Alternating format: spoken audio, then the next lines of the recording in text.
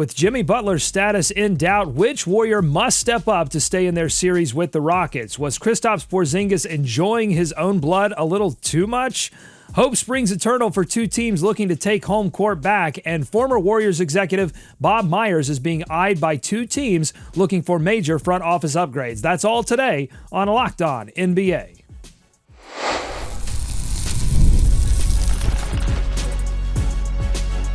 You are Locked On NBA, your daily NBA podcast.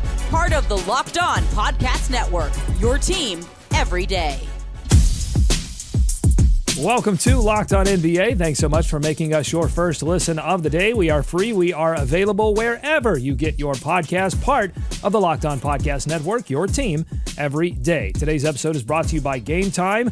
Download that Game Time app, create an account today, and use code LOCKEDONNBA for $20 off your first purchase. I'm Doug Branson, host of Locked On Hornets and your Shot Clock Sherpa, guiding you through the NBA's biggest stories with the help of Locked On's local experts. And with me are two of Locked On's premier national NBA experts from the Locked On Nuggets podcast and senior NBA writer for the Action Network. He's our Man of 1,000 podcast. It's Matt Moore. Matt? Odds have shifted in the market. They're on the move. Now, Tari Eason has jumped to the leaderboard for who's going to fight Draymond Green. Dylan Brooks still plus 150. Fred VanVleet, though, making a charge. You have to wonder if there's going to be value on betting Fred VanVleet to take on the monster from the Bay. No one wants to fight our Prince of Petty, the Locked On Bulls podcast host. It's Hayes. Well, at least as far as I know, no one wants to fight you, Hayes. If they do, prayers to those people. But I love how Matt's like keeping track of the crash out polls there. That's what we're going to call that. Who's going to crash out first? All right, the big story last night was Jimmy Butler's collision with Amen Thompson, leading to a hard fall and a bruised pelvis. He missed the remainder of the Warriors' 109-94 loss to the Houston Rockets. He's scheduled for an MRI today, so his status may be updated by the time you listen to this. Let's go to Locked On Warriors for their reaction this morning. My fear is that if it's like other hip or, pelvic contusions, lower back contusions, he could be out a couple games. We saw Steph miss 2 games earlier this season because of that. And he's had tailbone issues as well that have kept him out an extensive amount of time. I don't think it was the tailbone though. I think it was more of a hip issue. You hope that the Warriors can sneak out a game without Jimmy Butler moving forward. Their defense is significantly better with Jimmy Butler, and he's a scoring option on a night when they didn't have any. You would think if Kuminga is going to get 25 plus minutes in Butler's absence, he'll look a lot less rusty next time. But, who knows? That you've gotten yourself in a weird spot with him. Even if everybody was okay and playing well, like we saw this team without Jimmy Butler, it's not good enough. All right, so you heard Jonathan Kuminga's name come up there. Matt, if Butler does miss time, who has to step up in his absence for the Warriors to remain in this series? First off, just as a reminder of how differently athletes are wired. A couple of years ago, I slipped on the stairs and broke my tailbone. And I would not have left the house for several days instead of, he might play in a National Basketball Association game. It's just absolutely ridiculous. I think from a Warriors perspective, it's actually going to have to be somebody like Moses Moody. What they need to be able to do is they need to be able to outpace the Rockets with efficiency. Even if you're caught in a defensive struggle, if you are making more efficient shots overall, threes, spot up corner threes, layups, then you've got a better opportunity. You need to be able to space the floor. And if you're able to draw attention away from Steph because they can't bring as much attention because you're hitting threes. So I think guys like Moses Moody are going to have to step up. Maybe Buddy Hield, but boy, that's concerning. And the other guy is Brandon Pajemski, who's been really big for them. They need great guard play in this series. Their bigs can probably get through this. I don't know. Kuminga's played great versus the Rockets this year. I just don't know where his head's at after Steve Kerr, who I think is a great coach and probably has good reasons for it. But Kerr's kind of killed his confidence at this point. Hayes, the guy hasn't played at all. So I don't know what to expect from Kuminga, but maybe that's the simplest answer here is Kuminga just has one of those moments from not playing to having a monster game 3. Maybe that's what happens. Yeah, I think it has to be a mixture between Kuminga and Pods. Pods is 5 for 18 shooting in this game. You need him to definitely step up and play a little bit better. And Kuminga this is an opportunity for Kuminga to not only help his stock maybe at the end of this year in restricted free agency, but also maybe the Warriors, if they do want to look to sign and trade him or something like that. But overall, like, you should take the fact that you were benched now and use this as motivation to come back in a playoff series and step up when Jimmy's down, because they're going to need it. It can't just be Steph against this Houston Rockets team. Their defense is too good. It's too sound, especially out on the perimeter. If you don't have somebody else bringing some offensive help, yeah, Steph can go off for 30 or 40, but the Warriors are still going to lose. And that actually plays into the hands of a Rockets team that isn't the most efficient and best at scoring themselves. So I would say Pods and Kuminga in this one. Well, they certainly were better at scoring with Jalen Green scoring 38 points. Are we seeing the birth of something for the Rockets there, or is this another Jalen Green flash in the pan, Matt? Not sold yet. Like, I don't want to be a jerk about it because I've been a long time Jalen Green skeptic. It was a really great game. If he does it again, then we can start talking about him as a 16 gamer. We have like a horrendous game 1 and an awesome game 2 and a must-win spot. The jury is out. We're not going to convict, but the jury is out. We'll see what happens in game 3 and game 4 in the Bay. Hayes? I'll be the jerk today. You can't believe in anything that Jalen Green does until I need to see a whole series from Jalen Green before I'm willing to believe it. He's a guy that right now is more flash than substance. That's not fair either. But like he needs to be able to step up consistently in the most moments. Like the first game, it was bad. It was very bad Jalen Green basketball. One good game, of course, 38 points of good Jalen Green does not wash all that away. He's going to have to learn to step up when the stage is the brightest, and hopefully he can do that. But I'm not sold yet. I need to see at least 3 more games of it before I start believing. I've had so many takes turn to milk this week that I'm a little bit gun shy. So I appreciate Hayes being out there front and center, willing to be the fullback and leading the way through the offensive line here.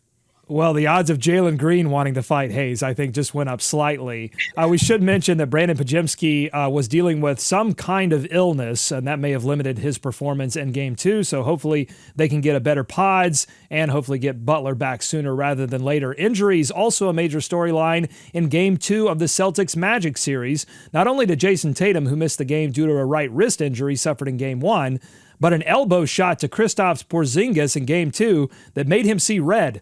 Literally. Was more than fine.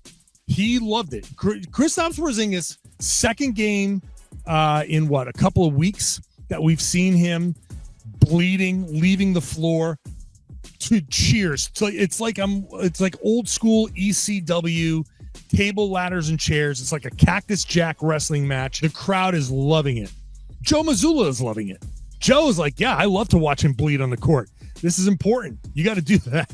I remember on ring night, Joe said the floor tastes like blood. I didn't realize it was going to be Porzingis' blood that was all over the floor. I think anytime a player bleeds in a playoff game, that becomes a signature moment, because now you could put that into the middle of any hype video. I love to watch him bleed.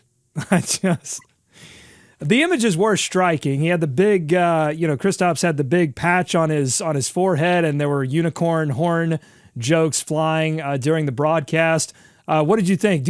Was that a signature moment for a Boston Celtics team that we've often talked about this season needing to wake up? Do you have any favorite playoff signature blood moments, Hayes? That was definitely a wake up. Like, as I was a running back, right? And so I used to always make the joke that I always kind of played my best after I got hit hard the first time. Like, that first time you get cracked, it's like, all right, it's time. Now it's game time, right? And so, hopefully that is a moment. It was definitely, and shout out to the ECW reference. Bravo, John Corrales. Bravo. But a signature bleeding moment. Go ahead. I was just chanting ECW. Go ahead. Signature moments, though. I got to always bring it back to the Bulls. Rajon Rondo, Brad Miller in that playoff series. I think he knocked out one of Brad Miller's teeth. It was a great moment there. Steve Nash getting busted up by the Spurs back in 2007 with the pack on his nose. That's the one that came to me as we were talking here. Can I just ask, like, Why do the front runners have to like invent these moments of adversity and like these heroic moments? Like you're facing the Magic without Jalen Suggs. You're facing your 4th straight Eastern Conference opponent. But it was the best win of the Boston Celtics season. like just all these teams are just we got a lot of front runners in this league right now, and I can't wait to see what happens when they hit some adversity. Like, come on, man. The Magic can't score 95 points. Congratulations on battling through with your 3-point advantage to take him out. If the Magic had a guard, if the Magic had CJ McCollum, this series is 1-1 right now. Get out of here. Blood. Kristaps Porzingis. A lot of talk about physicality after this game and the Rockets-Warriors series. We kind of already had that discussion a few shows ago about like, is it too physical in the playoffs, or should the physicality be and the lack of calls be matched in the regular season? So here's my next question. If the games continue to be this physical and the whistles this loose into the NBA Finals, which team do you think benefits most from that, Matt? Thunder or Rockets? I think both Eastern Conference teams they're not soft, but they're not as tough as they act like they are. Rockets, they want the smoke constantly to the point where they're not just like, go on, light the match. They're like grabbing your hand and forcing you to strike it in order to create the fire because they want to fight. Thunder, I think, because they are more comfortable in a game where it's like super physical and it's just all defense. Like those are the 2 best defenses in the league. It's those 2 teams. The Clippers are not that. I'm sorry, they're just not. And so those 2 teams, I think, are the teams that benefit the most from it. I don't think the Cavs do. I don't think the Celtics do. I don't think the Nuggets or Clippers do. The Lakers definitely don't. The Lakers, that's their worst nightmare, is that kind of situation.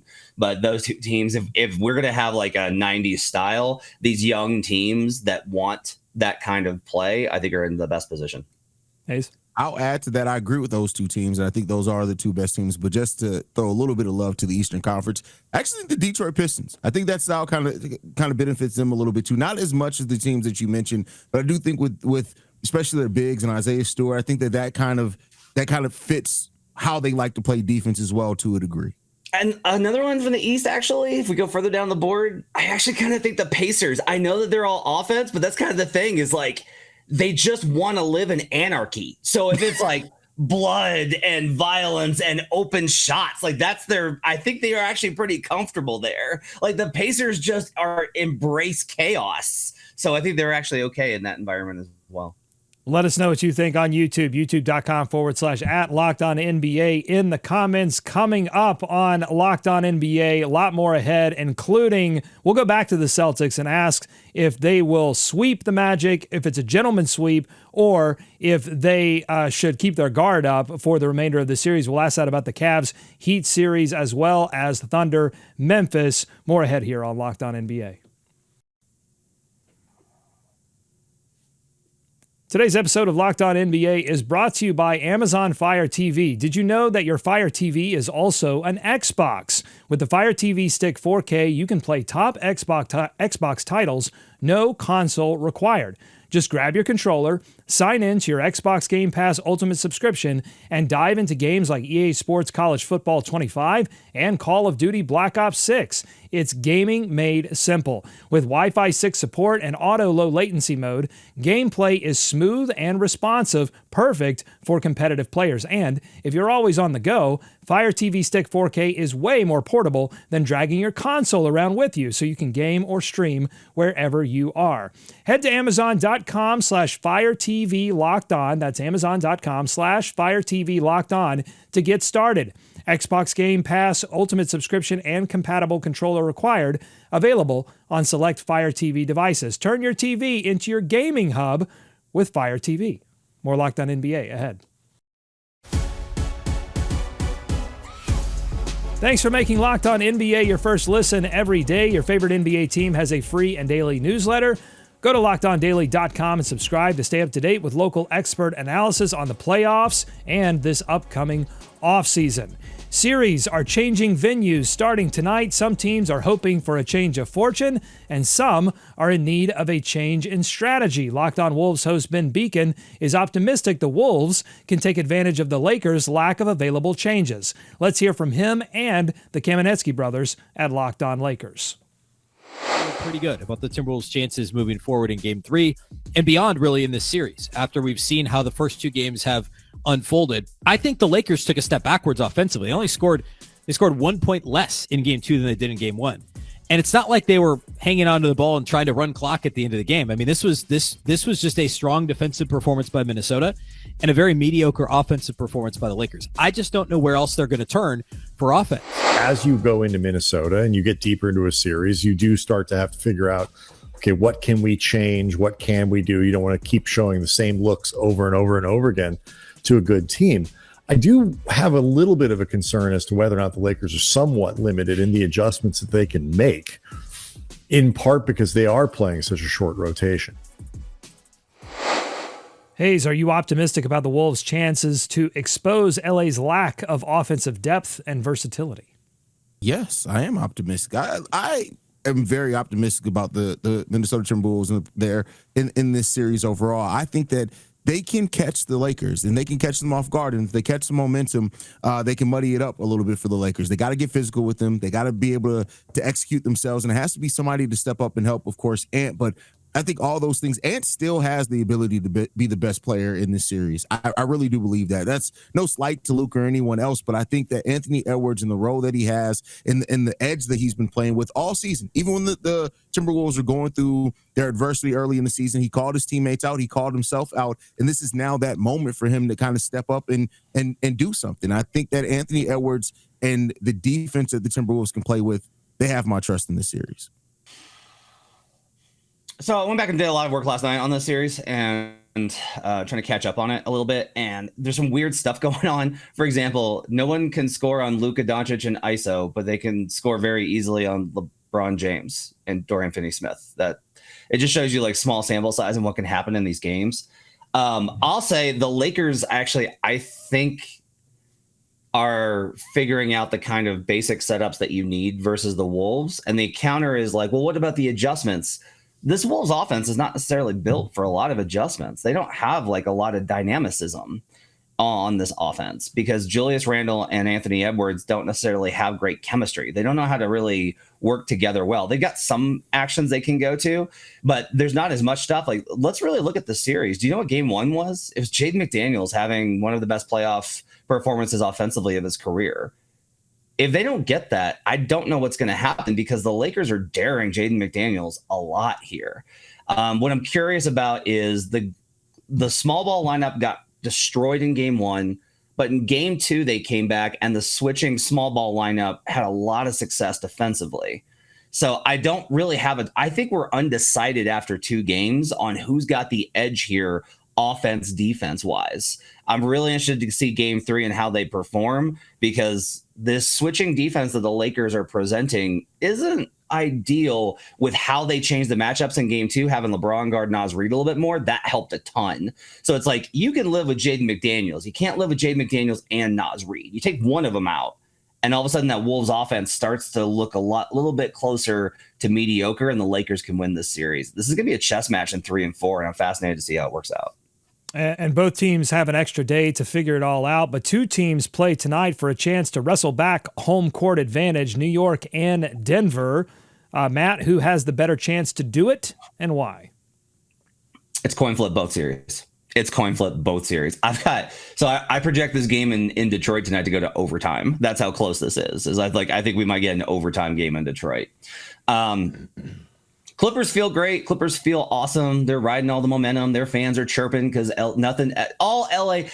Hayes, is there another city in America that loves to chirp when they're up and front run than Los Angeles? Is there another one? Because I think New York's okay when they're down. Like they'll grit up and kind of, and we know Chicago's underdogs, but LA for sure is the front runner. Yeah, it's definitely LA's the front runner. Yeah, LA's the front runner town. So they're chirping. And this Clippers team can win. They can win in 5 because the Nuggets defense has a lot of bad moments, but they've played pretty well in the series. A big question is just like if Nikola Jokic steps up, I'll say this, like if Nikola Jokic has 30, the Nuggets are winning this game. And if he doesn't have 30, they're probably not winning this game. And that's kind of where we're getting to with this series. And a lot of it's just going to be about adjustments and shots and like little bunnies. Can they get the bunnies to go in that have missed in the first couple of games? And can Kawhi Leonard make a bunch of jump shots again? Kawhi makes a bunch of jump shots again. The Clippers can win even if Jokic has 30. So I think both these series are razor thin, Hayes. No, I agree. This is going to be the Clippers series with the Nuggets. That's going to be the one that goes 7 games. If I had to bet on one series to go 7 games in the series, it's definitely going to be that one. I think that Kawhi being healthy is great, and it really gives them that extra edge that they need. Jokic is going to have some monster performances. I mean, he's damn near averaging a triple-double in the series already. He's gonna do that. And this is the one that I look at and I think it's going to go the full way. The Golden State Warriors and Rockets have the chance to, but the Clippers is the one that I definitely would bet is going to go the full 7 games.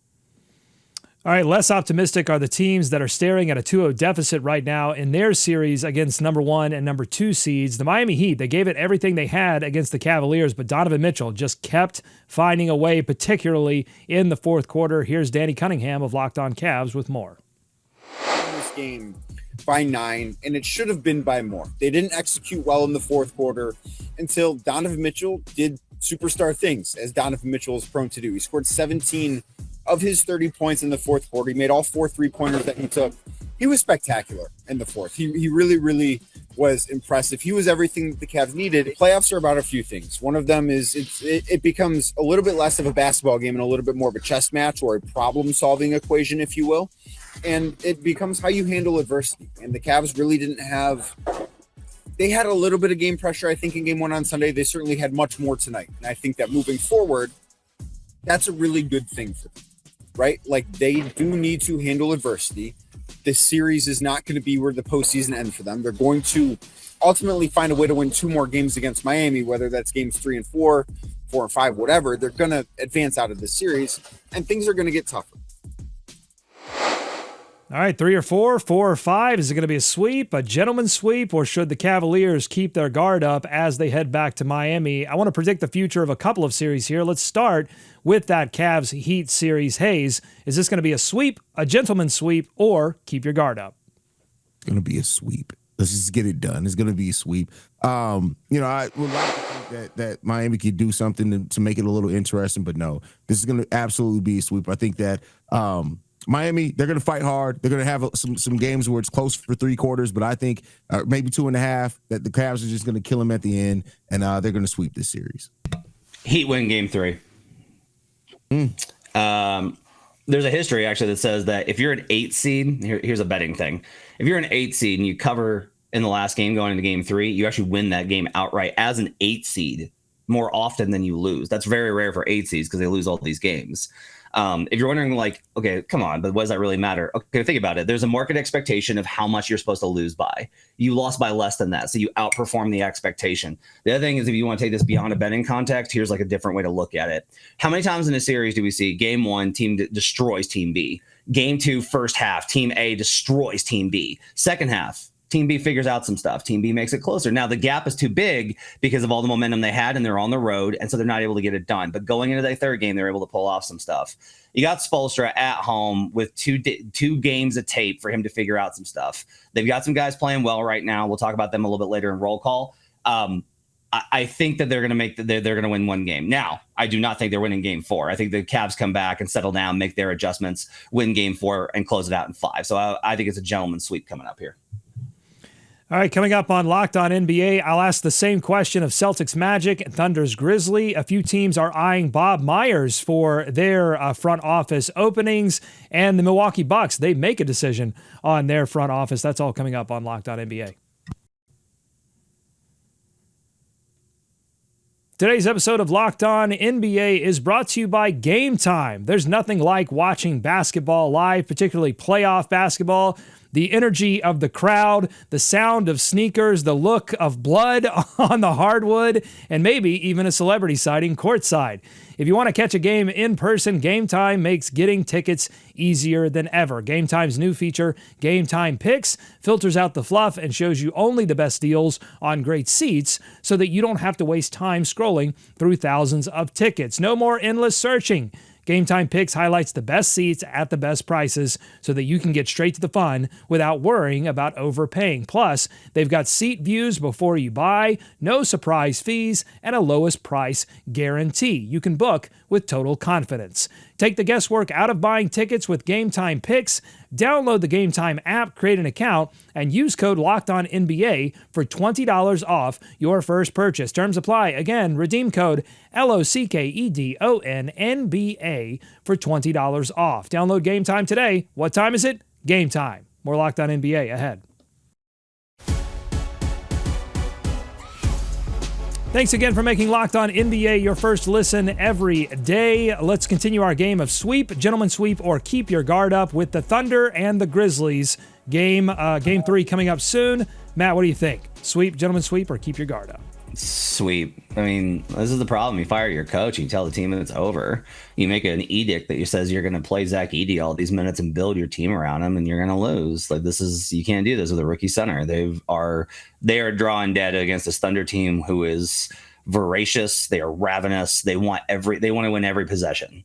This is how the Wolves were last year. They want to win every possession, and the Grizzlies do not have enough firepower. We're going to have a lot of big questions about the Grizzlies. Change is coming in Memphis. Hayes?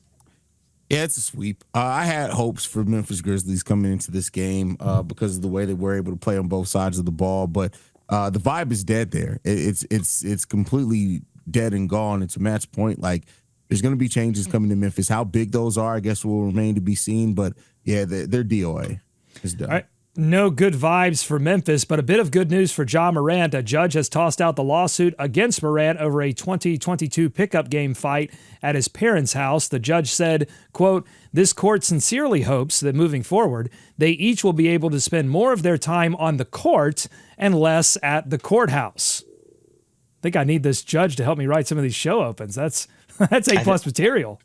I think that judge is actually cribbing from you, Doug. I think you were the inspiration. He's watching Locked On NBA every day. And thanks for watching, Judge. Appreciate you on youtube.com/The Action Network. Friend of the show. All right, last one. Sweep, gentlemen sweep, or keep your guard up. This is Celtics Magic. Hayes. Keep your guard up. I still think the Magic can take one here, and maybe that's just me being hopeful. That's gentleman sweep. So are you saying they can take one? That's gentleman sweep. Two would be keep your guard up. Okay, sorry. Keep gentleman sweep. Okay. They can win one. That's it. They're not going to win the series. I'm sorry about that. Yeah, they're gonna take one of these games. It's gonna be a really good rah feel good moment. But then the Celtics are gonna kill them after that. So yeah. I just want them to make a jump shot. Just make a jump shot. Just make one jump shot. Single. Can you make one single jump shot? Because if you could just make a few jump shots, you're doing everything else perfect. They held them to 37 3-point attempts, but they still had 5 more than you. You got to make a few jumpers, Magic. You're killing me here.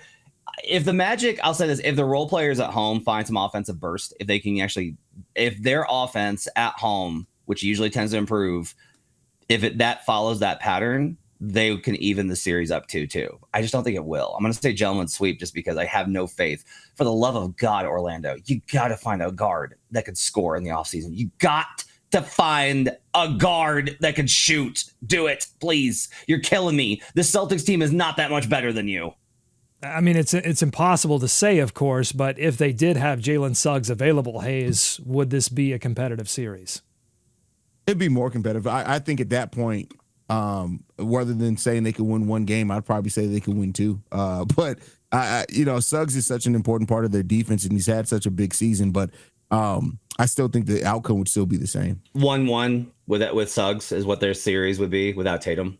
With Suggs, without Tatum in game 2, this is 1-1 going back. It goes long, but the Celtics still win. I agree with Hayes. All right, the Phoenix Suns and Atlanta Hawks are eyeing former Warriors GM Bob Myers to run their front office, according to multiple reports. Let's go to Locked On Suns for their reaction to that news. I really want to choose this situation with how bleak it obviously is. Does he like a challenge? I mean, does he want to cement himself as one of the best front office people of all time? You want to fix the Warriors, who were a poverty franchise before you showed up?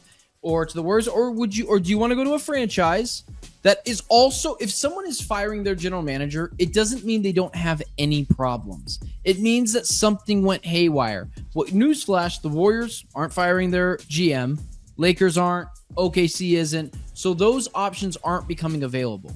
What's the difference then? Is it Memphis and the Suns? Or the Suns and the Hawks? All right, Matt, if you're Bob Myers, do you come out from behind the ESPN desk, sunny Los Angeles, for either of these gigs? A lot of people think that Bob Myers is interested in a potential job with the Denver Nuggets. I'll say that. Like, there's a lot of that he would at least be interested in that job. Now, I don't know if so I don't think it happens because I don't think Stan Kroenke's ever going to pay what Bob is worth.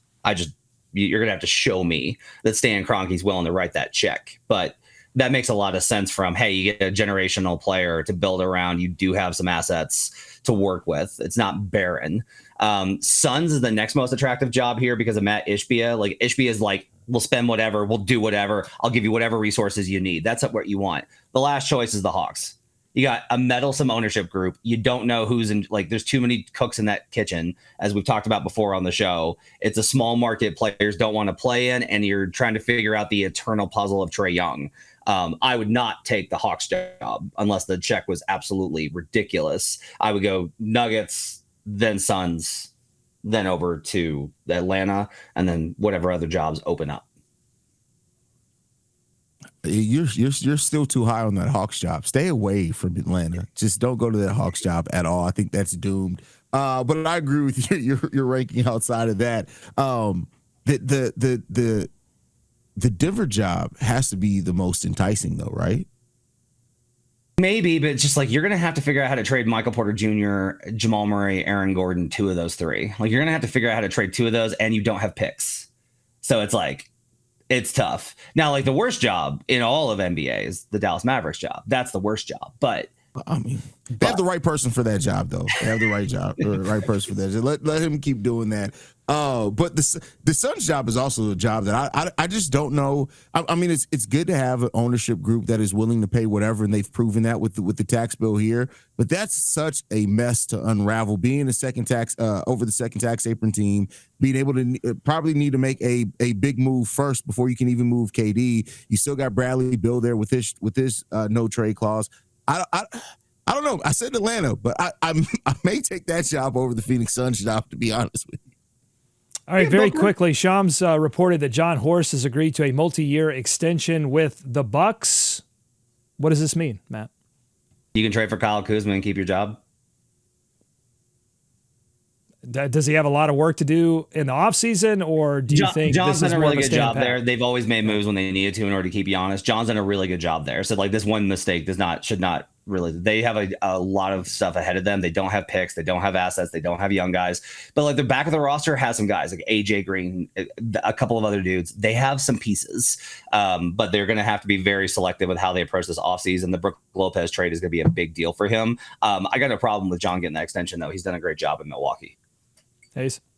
Yeah, I mean, yeah, he kept finding ways to retool that team to try to give Giannis chances. Now they have to clean out a lot there and make things a little bit more clear. And why bring in somebody new to do that mess if you don't have to? So he's going to have a difficult couple of seasons ahead of him, especially this offseason. But I don't think it's the wrong decision to extend him. All right, let's do a little roll call. Shout out some role players that you saw last night, or maybe the previous couple of nights, because we didn't do roll call in the last show. Matt, about 30 seconds. Who do you want to shout out? Davion Mitchell, 18.6 assists. He's turning into a real star. Haywood Highsmith last night, 5 of 6 from three-point range. They desperately need those kind of minutes from him. Tari Eason gave them really good minutes offensively for the Rockets last night, and he's bringing that physicality. Plus, he threw a towel at somebody. That's always fun. So those guys, I thought, really played well last night. A tech towel. Dylan Brooks. Right. Yeah, Hayes.